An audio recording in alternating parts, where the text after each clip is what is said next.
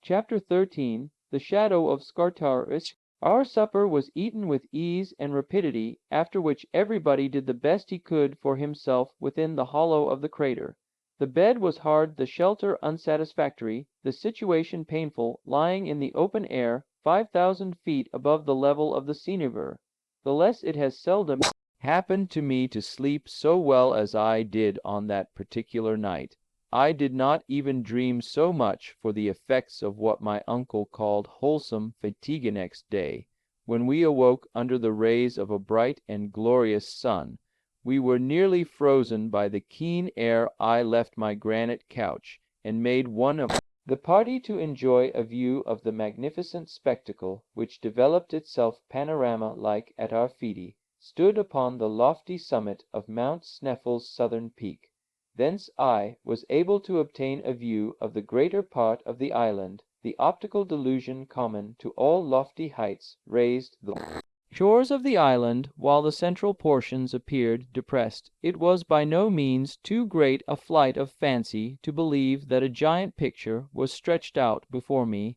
I could see the deep valleys that crossed each other in every direction. I could see precipices looking like sides of wells, lakes that seemed to be changed into ponds, ponds that looked like puddles, and rivers that were transformed into petty brooks. To my right were glaciers upon glaciers, and multiplied peaks, topped with light clouds of smoke. Undulation of these infinite numbers of mountains, whose snowy summits make them look as if covered by foam, recalled to my remembrance the surface of a storm-beaten ocean. If I looked towards the west, the ocean lay before me in all its majestic grandeur, a continuation, as it were, of these fleecy hilltops. Where the earth ended and the sea began, it was impossible for the eye to distinguish. He soon felt that strange and mysterious sensation which is awakened in the mind when looking down from lofty hilltops, and now I was able to do so without any feeling of nervousness, having fortunately hardened myself to that kind of sublime contemplation, wholly forgot who I was, and where I became intoxicated with a sense of lofty sublimity, without thought of the abysses into which my daring was soon about to plunge me. I was presently, however, brought back to the realities of life by the arrival of the Professor and Hans, who joined me upon the lofty summit of the peak. Me uncle, turning in a westerly direction, pointed out to me a light cloud of vapor, a kind of haze with a faint outline of land rising out of the waters. Greenland, said he. Greenland I cried in replies, continued my uncle, who always when explaining anything spoke as if he were in a professor's chair. We are not more than 35 leagues distant from that wonderful land. When the great annual break-up of the ice takes place, white bears come over to Iceland, carried by the floating masses of ice from the north. This, however, is a matter of little consequence. We are now on the summit of the great transcendent Sneffels, and here are its two peaks, north and south. Hans will tell you the name by which the people of Iceland call that on which we stand. Me uncle turned to the imperturbable guide, who nodded and spoke as usual one word: Scartar. Is. Me uncle looked at me with a proud and triumphant glance. Crater, he said, you hear did hear, but I was totally unable to make reply. Crater of Mount Sneffels represented an inverted cone, the gaping orifice apparently half a mile across the depth, indefinite feet. Conceive what this hole must have been like when full of flame and thunder and lightning. Bottom of the funnel-shaped hollow was about 500 feet in circumference, by which it will be seen that the slope from the summit to the bottom was very gradual, and we were therefore clearly able to get there without much fatigue or difficulty. Involuntarily I compared this crater to enormous loaded cannon, and the comparison completely terrified me. To descend into the interior of a cannon, I thought to myself, when perhaps it is loaded and will go off at the least shock, is the act of a madman. But there was no longer any opportunity for me to hesitate. Hans, with a perfectly calm and indifferent air, took his usual post at the head of the adventurous little band. I followed without uttering a syllable. Felt like the lamb led to the slaughter in order to render the descent less difficult. Hans took his way down the interior of the cone in rather a zigzag fashion, making, as the sailors say, long tracks to the eastward, followed by equally long ones to the west. it was necessary to walk through the midst of eruptive rocks, some of which, shaken in their balance, went rolling down with thundering clamor to the bottom of the abyss.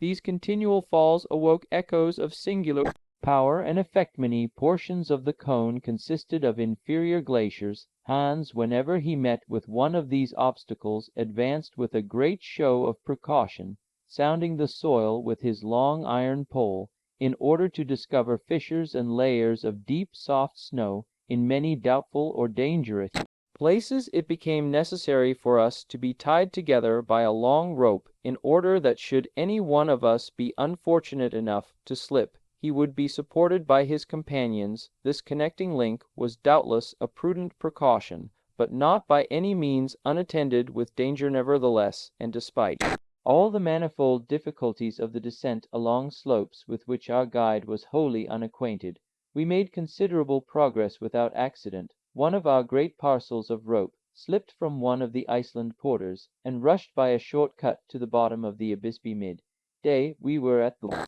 end of our journey. I looked upwards and saw only the upper orifice of the cone, which served as a circular frame to a very small portion of the sky, a portion which seemed to me singularly beautiful. Should I ever again gaze on that lovely sunlit sky, only exception to this extraordinary landscape was the peak of Scartaris, which seemed lost in the great void of the heavens.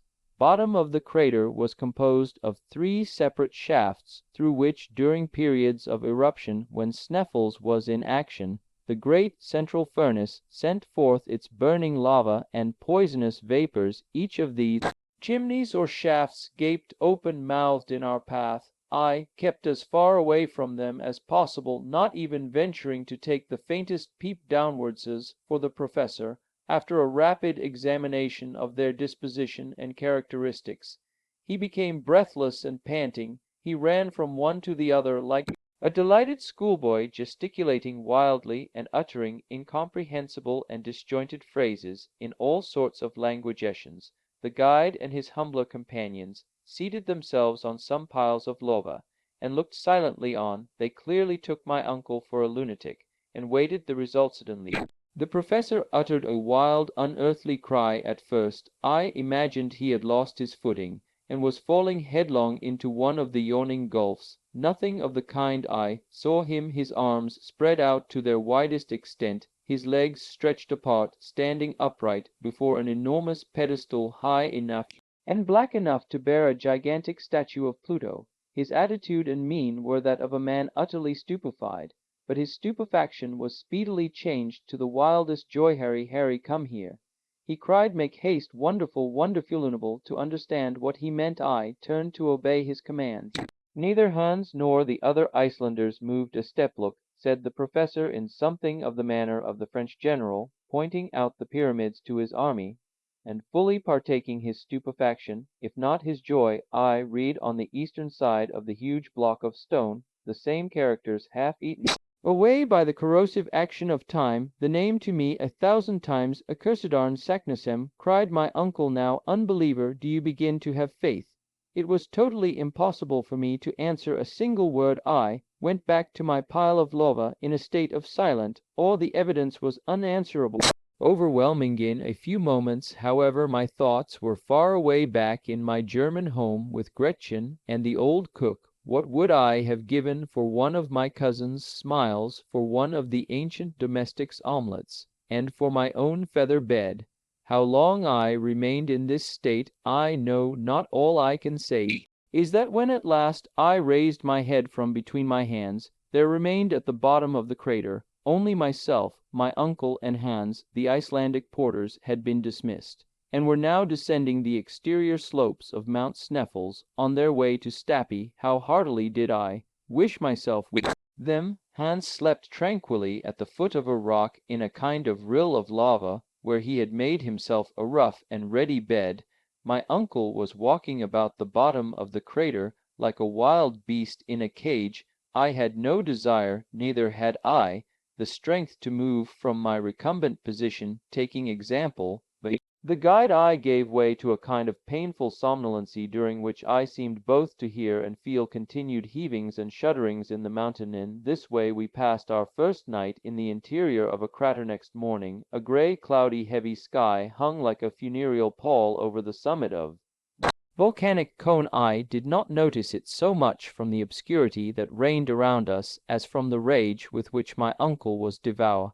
Eddie fully understood the reason, and again a glimpse of hope made my heart leap with joy. I will briefly explain the Kulsiof, the three openings which yawned beneath our steps. Only one could have been followed by the adventurous Saknussemm, according to the words of the learned Icelander. It was only to be known by that one particular mentioned in the cryptograph, that the shadow of Scartaris fell upon it just touching its mouth in the last days of the month of June.